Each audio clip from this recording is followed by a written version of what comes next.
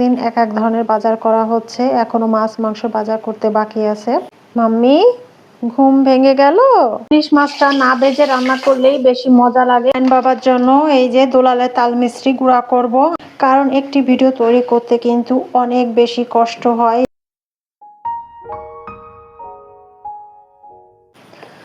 Hello everyone, আসসালামু আলাইকুম, welcome back to our channel. কেমন আছেন সবাই? আমরা আলহামদুলিল্লাহ খুব ভালো আছি। এখন আমি আপনাদের সঙ্গে শেয়ার করব আমার মুদি বাজার। আজকে সকালে আপনাদের ভাইয়া মুদি বাজার করে নিয়ে আসছে। এই মাসে আমাদের একসঙ্গে সব বাজার করা হয়নি, এক এক দিন এক এক ধরনের বাজার করা হচ্ছে, এখনও মাছ মাংস বাজার করতে বাকি আছে। তো যেটা হয়েছে সেটাই দেখাই। এখানে মুদি বাজার করেছি, জিরা এনেছে, তারপর 2টা হুইল সাবান এনেছে, পেস্ট এনেছে, লবণ, 2 প্যাকেট নুডলস এনেছে, হলুদ এনেছে, গ্রিন পাউডার এনেছে, ডাল এনেছে, এটা মসুরির ডাল, 1 কেজি রসুন এনেছে। আমি মাঝে মাঝে দুধ চা খাই, তার জন্য দুধ আনা হয়েছে। এখানে ডিপ্লোমা নিয়ে আসছে। 2 প্যাকেট আটা আনা হয়েছে, একটা সাদা আর একটা লাল আটা আনা হয়েছে। এখানে হচ্ছে পেঁয়াজ আনা হয়েছে, আর এখানে ডিম আনা হয়েছে। ও হ্যাঁ, আর এই যে বেসন আনা হয়েছে। অনেক দিন ধরে পেঁয়াজি খেতে ইচ্ছা করছে, তারপর হচ্ছে বেগুনি, তো সেটাই করে খাবো, তার জন্য এটা নিয়ে এসেছে। এই ছিল আমার আজকের মুদি বাজার। বাজার গুছিয়ে এখন আমার জন্য রং চা বানিয়ে নিচ্ছি। আয়নবাবু ঘুমিয়ে আছে, তো এখন আমি একা একাই চা খাবো।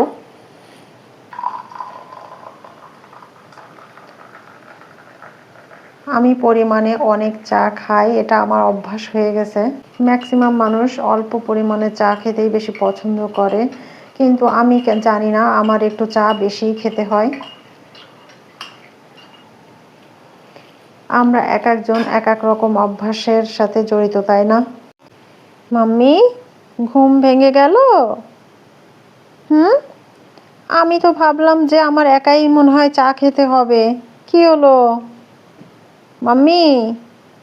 ওঠো মাম্মি, উঠে পড়েন। এখন রান্না বান্না শুরু করব। তো এখানে আমি কাঁচকলা কেটে ধুয়ে নিয়েছি, এখানে ইলিশ মাছ ধুয়ে নিয়েছি, আর এখানে পেঁয়াজ রসুন কাঁচামরিচ কেটে নিয়েছি। আর চুলায় আমি অলরেডি এই যে পালং শাক সিদ্ধ করতে বসিয়ে দিয়েছি। আজকে পালং শাক ভাজি করব, আর কাঁচকলা দিয়ে ইলিশ মাছ দিয়ে রান্না করব। ইলিশ মাছটা ভেজে নেব। মাছটা ভেজে নেওয়া শেষ, এখন আমি তুলে নিচ্ছি। ইলিশ মাছটা না ভেজে রান্না করলেই বেশি মজা লাগে, কিন্তু আপনাদের ভাইয়া কোনো মাছই না ভেজে খেতে চায় না। এখন আমি পেঁয়াজ এবং রসুনটা ভেজে তুলে নেব। পরিমাণ মতো হলুদ দিয়ে দেব, পরিমাণ মতো লবণ, ধনিয়া গুঁড়া দিয়ে দিলাম। এখন আমি কিছুক্ষণ কাঁচকলাটাকে ভেজে নেব। আমার কাঁচকলাটা ভেজে নেওয়া হয়ে গেছে। এখন আমি পরিমাণ মতো পানি দিয়ে কাঁচকলাটা সিদ্ধ করে নেব।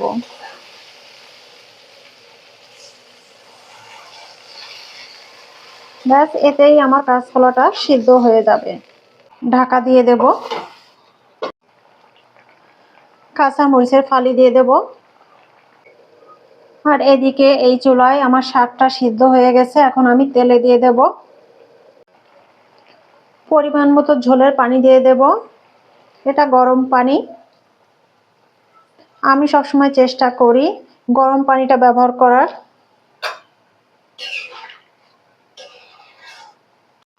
এখন আমি সেই ভাজা মশলাটাকে পেস্ট করে দিয়ে দিচ্ছি। 2 মিনিট জাল দেব, তারপর আমি নামিয়ে নেব। আমার কাঁচকলার তরকারিটা রান্না করা শেষ, আর এদিকে আমার শাকটাও তেলে দেওয়া শেষ। আমি রসুন পেঁয়াজ দিয়ে তেলে দিয়ে দিয়েছি।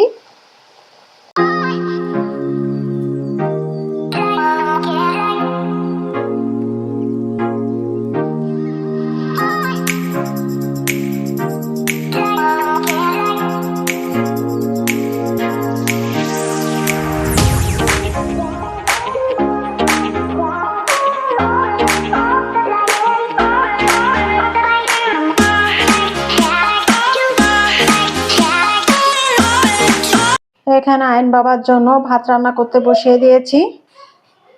আর রান্নার পর কিচেনটাকে পরিষ্কার করে ফেলছি। থালা বাসন যা ছিল সব ধুয়ে বাস্কেটে পানি ঝরাতে দিয়েছি।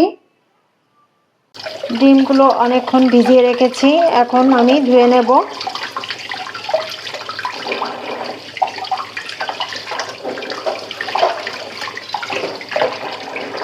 আয়ন বাবু, তুমি কিন্তু দুষ্টামি করতেছো অনেক।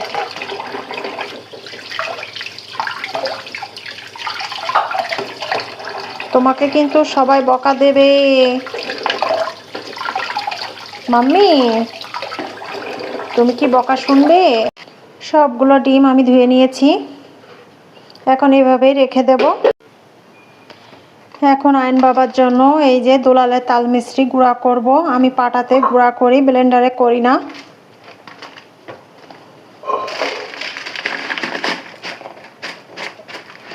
আয়ন বাবা রাতে ফিডার খায়, তো ফিডারের সঙ্গে একটু মিষ্টি দিলে ওটাও ভালোভাবে খেয়ে নেয়।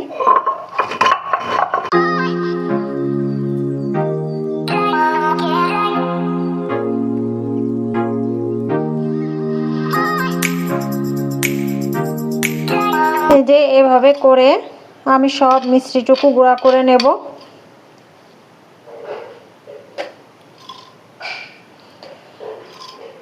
মিষ্টি অনেক দিনই হলো শেষ হয়ে গিয়েছিল, কিন্তু গুঁড়া করা হচ্ছিল না। আজকে করব, কালকে করব, এরকম করতে করতে আসলে সময় পাচ্ছিলাম না।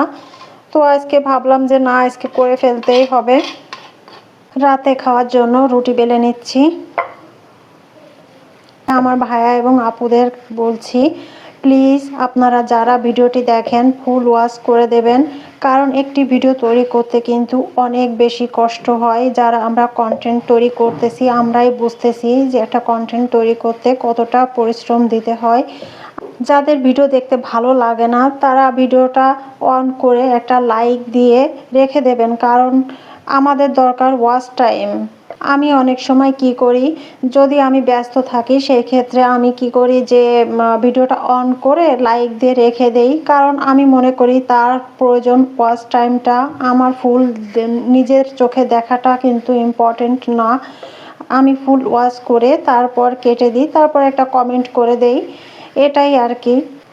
আমরা যদি সবাই সবার পাশে না দাঁড়াই কখনোই এগোতে পারবো না। এটা এমনই একটা প্ল্যাটফর্ম যে এখানে সবাই সবার পাশে দাঁড়াতে হবে, আমরা একা কখনোই এগিয়ে যেতে পারবো না। তাই আমরা চেষ্টা করব সবাই সবার ভিডিও দেখতে, লাইক এবং কমেন্ট করতে, সাবস্ক্রাইব করে দিতে। সবাই একসঙ্গে এগিয়ে যাব তাহলে আমরা। আমি না ইদানিং একটা জিনিস খেয়াল করে দেখছি যে আমার ভিডিওতে ভিউ যাই আসুক না কেন, লাইক একদমই আসে না। কেন আসে না জানি না। আমি যখন যার ভিডিও দেখি লাইকটা দিয়ে ভিডিওটা অন করি বা দেখা শুরু করে দিই, কিন্তু আমার ভিডিওতে কিন্তু ভিউ মোটামুটি আসে, লাইক একদমই আসে না। আপু এবং ভাইয়ারা প্লিজ ভিডিওটি দেখার সময় একটা লাইক দিয়ে দেবেন। আর যদি আমার ভিডিওর কোনো অংশ আপনার ভালো লেগে থাকে তাহলে সাবস্ক্রাইব করে আমার পাশে থেকে যেতে পারেন। আপনার একটা লাইক হয়তো বা আমার অনেক উপকার করতে পারে, অনেক লোকের কাছে পৌঁছে দিতে পারে আমার এই ভিডিওটি। এখন আমি রুটিগুলা যে ছেঁকে নিচ্ছি, আর এখান থেকেই আমি আপনাদের কাছ থেকে বিদায় নিয়ে নিচ্ছি। সবাই ভালো থাকবেন, সুস্থ থাকবেন, আমাদের জন্য অনেক অনেক বেশি দোয়া করবেন। আল্লাহ হাফেজ, আসসালামু আলাইকুম।